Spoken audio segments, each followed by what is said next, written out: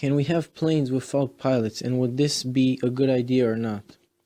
The crash of Germanwings airplane earlier this year has sparked an interesting debate among aviation experts. How many, if any, human pilots are necessary on a commercial airplane?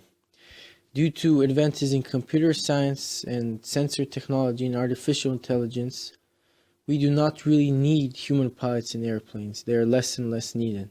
However, pilots don't want to lose their job.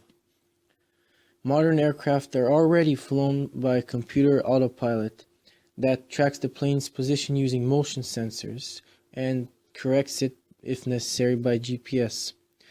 And this is also used for takeoff and landing. Boeing 777, a long-haul aircraft flown for several hours, pilots on this plane only spend 7 minutes actually piloting the plane, and on Airbus planes this is only half of that time. Planes have a warning system when they're near the ground, but this doesn't stop the pilot from actually flying into land.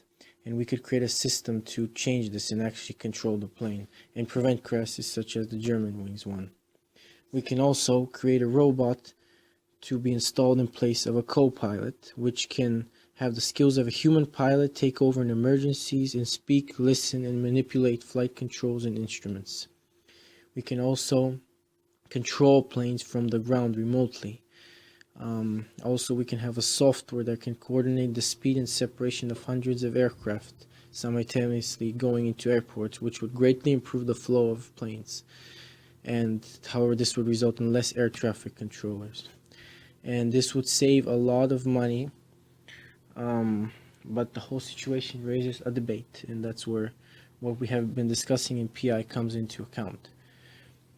So we can save a lot of money and make planes much safer. However, passengers may not want to get on an airplane with no human pilot. Pilots and air traffic controllers will lose their jobs.